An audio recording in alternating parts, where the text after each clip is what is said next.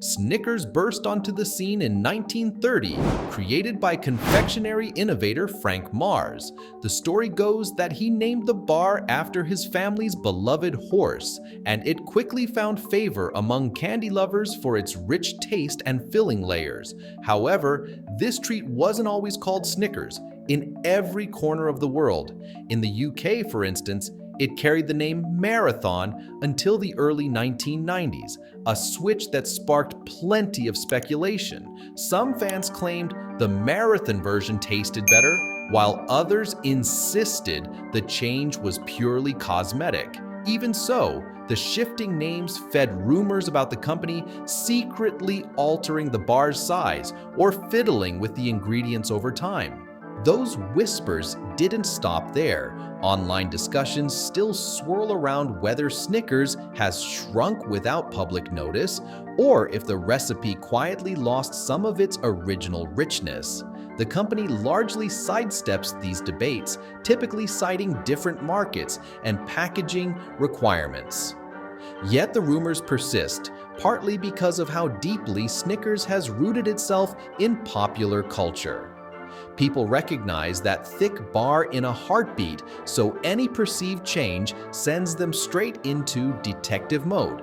Still, no matter what controversies bubble up, the universal love for that chocolatey, nutty flavor remains strong.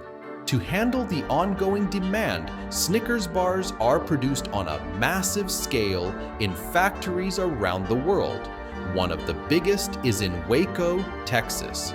This sprawling facility alone pumps out over half of all Snickers sold in the United States. Imagine walking into a building where the air is filled with the intoxicating smell of chocolate, caramel, and roasted nuts, and you'll only begin to grasp the scale. From one end of the factory to the other, you'll see huge conveyor belts, towering roasters, and mixers that could hold hundreds of pounds of molten ingredients at once. Temperature control is a constant battle. One slightly humid day could alter how the caramel sets or how glossy the chocolate becomes. These micro adjustments matter because Snickers is known for delivering consistent taste and texture in every bar. Despite the giant size of the operation, each stage of production, roasting peanuts, blending nougat, tempering chocolate, is carefully choreographed. If one step is off, the entire batch might be too sticky, too crumbly, or out of proportion. That's why these factories run on precise routines 24 hours a day, churning out bars at breakneck speed to keep store shelves stocked. On top of the everyday hustle, these facilities also run tests for new product variations, like Snickers almond, Snickers peanut butter, or even limited edition flavors that may only appear in certain regions. Each time a new ingredient or ratio is introduced, workers must adapt the massive machinery and rebalance cooking times. It's a delicate dance, but one that keeps Snickers evolving, even if the core bar has remained largely the same since 1930. Although Snickers is famous for its salty sweet layers, it all starts with chocolate. Factories typically source cocoa beans from tropical regions like West Africa or South America. Once these beans arrive, they're stored in climate-controlled warehouses to preserve freshness and prevent moisture damage. The real magic kicks off when the beans are deshelled, revealing raw cocoa nibs that get roasted to bring out those deep, earthy flavors. It's a bit like toasting nuts, an art of precise timing and temperature. After roasting, the nibs go through an industrial grinder to form a thick, grainy paste. Sugar, milk powder, and extra cocoa butter join this mix, and the entire concoction is ground further in a refiner to achieve a silky, smooth texture. Next comes conching, where powerful rotating arms slowly knead and heat the mixture for hours. This process not only eliminates undesirable flavors, but also gives the chocolate a refined sweetness and melt-in-your-mouth consistency. Yet, what truly sets Snickers chocolate apart is the final step: tempering. Here, the chocolate is heated and cooled in a specific pattern, allowing its cocoa butter crystals to stabilize. This yields a chocolate that won't immediately melt in your hand, but will dissolve delightfully the second it touches your tongue. Factories guard their exact tempering temperatures and times closely, as they're crucial for ensuring each bar's glossy sheen and distinctive snap.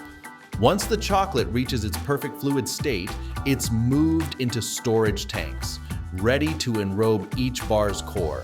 A hallmark of Snickers is the unmistakable crunch from salted peanuts, tons of them. Production lines begin by loading massive bags of shelled peanuts, sometimes over 2,000 pounds at a time, into a device known as a hopper, which feeds the nuts into an industrial roaster. Inside, the temperature can skyrocket above 300 degrees Fahrenheit, and the peanuts spend roughly 30 minutes rolling through the heated chamber. This continuous movement ensures an even roast, preventing any one area from getting scorched. As the peanuts exit the roaster, they fall onto a series of conveyors and cooling racks. Workers or specialized machines sprinkle them with just the right amount of salt, adding that savory spark that balances the sweetness of caramel and chocolate later on. Once salted, the peanuts make their way toward the mixing zone, where they'll eventually merge with the caramel. It's a testament to Snickers' dedication that they roast these peanuts fresh in-house. Many candy bars rely on pre-roasted or pre-salted nuts, but Snickers invests in roasting to guarantee quality and flavor consistency. Simultaneously, in another section of the factory, large stainless steel vats, often looking like small swimming pools, heat and stir a blend of corn syrup, sugar, butter, condensed milk, and a pinch of salt. This mixture gradually turns a golden brown, filling the air with an irresistible sweet scent. The entire cooking process can take up to 45 minutes, depending on the batch size. Keeping that heat stable is paramount because caramel can burn easily, turning bitter in an instant. Once the mixture nears its final temperature, workers might add a little vanilla extract for a smoother aroma. Emulsifiers like lecithin are also introduced to maintain a uniform consistency. When done right, the resulting caramel is rich, velvety, and stretchable. Too thick, and it would harden uncomfortably in your mouth. Too thin, and it might run out of the bar as soon as you break the chocolate shell. There's an almost scientific approach to achieving that signature, gooey consistency, a hallmark of every Snickers bite. The caramel is held in a warm tank, then transferred into a depositor that releases it at a steady flow onto the next stage of the assembly line. But the caramel can't do its job alone. It needs the Snickers nougat to rest upon, and that's a recipe all its own. Nougat is like the supporting actor that quietly carries the show. For Snickers, it typically involves a mixture of sugar, corn syrup, and water boiled until it hits around 250 degrees Fahrenheit. Meanwhile, egg whites are whipped to form a soft meringue. The hot syrup is then poured into the meringue, causing the sugars to set in a delicate foam that traps air bubbles, making the nougat light but still chewy. One additional twist: Snickers often blends freshly ground peanut butter into this nougat base. That's part of what gives the bar its distinctive nutty undertone, even before you bite into the peanuts themselves. The exact amount of peanut butter can vary by region. Some factories might slightly adjust the recipe based on local tastes or ingredient availability, fueling more chatter about secret variations in different countries. After the ingredients unite, the nougat must be carefully cooled so it doesn't collapse. Factories use overhead conveyors that give the nougat time to settle while traveling to a specialized machine called a sheeter. The sheeter flattens the nougat into wide, uniform layers that can be easily combined with caramel and peanuts. At this point, it's warm, pliable, and ready to become the base for the bar's upper layers.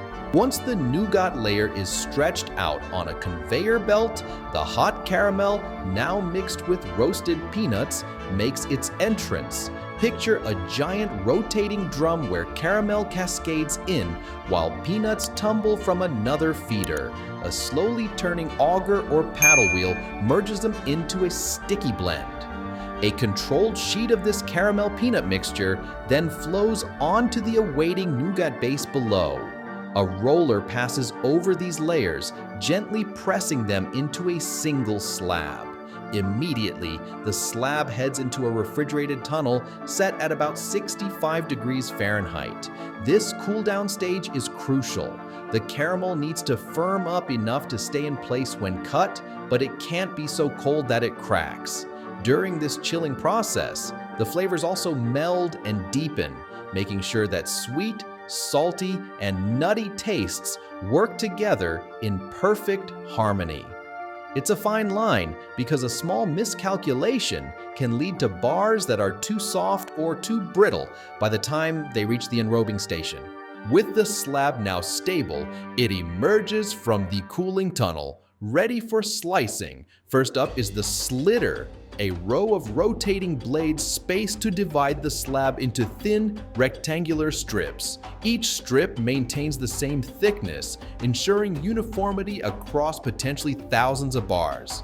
Then these long strips travel a bit further to meet a second set of guillotine-like knives. In a quick downward motion, these knives cut each strip into the standard Snickers bar length, around 4 to 5 inches, though this can vary slightly by region. At each slicing stage, workers keep an eye out for any anomalies. If a strip looks too wide or too thin, it may indicate a production issue. Sometimes, entire sections might be pulled from the line to prevent inconsistent bars from reaching stores. Efficiency is paramount, but so is maintaining the bar's familiar shape and density. Once each piece is separated, they move in perfect formation toward the chocolate enrobing machines, the final transformation that gives Snickers its signature look. By this stage, the tempered milk chocolate has been patiently waiting, kept at just the right temperature to flow smoothly without clumping. Bars first pass through a bottom enrober, where a shallow pool of chocolate coats their underside.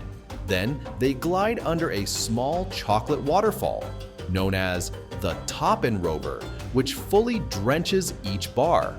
Once covered, the bars continue on a vibrating conveyor that shakes off excess chocolate, ensuring an even coat. Next comes the finishing touch, the signature swirl. Often, a delicate wave pattern is added via a moving rod or roller that grazes the soft chocolate, forming those subtle ridges you see on a Snickers bar. By now, the bars look almost identical to what you'd find on the store shelf. However, they're still a bit soft, so they enter another cooling tunnel to set the chocolate shell, traveling through a controlled environment that gradually lowers the temperature and prevents any bloom or dullness on the surface. At the tunnel's exit, each bar is hardened to a perfect texture, crisp chocolate on the outside, chewy layers within. Now, they line up for packaging, which can happen at a breathtaking pace. High-speed wrapping machines can seal hundreds of bars a minute, encasing them in the iconic Snickers wrapper that helps preserve their freshness. Some factories use a flow wrap system where the chocolate bars move into a continuous film of printed plastic, sealed on multiple sides by heated jaws. The process is so fast, you might only catch blurred flashes of wrappers before entire boxes are filled. When you unwrap a Snickers, you're getting more than just a tasty treat. You're unwrapping a century's worth of evolution from Frank Mars's original concept to the modern-day assembly lines that fuse roasted peanuts, luscious caramel, airy nougat, and carefully tempered chocolate. The brand's history is dotted with rumors, from the curious name changes across different countries to debates over shrinking sizes and top-secret recipe tweaks.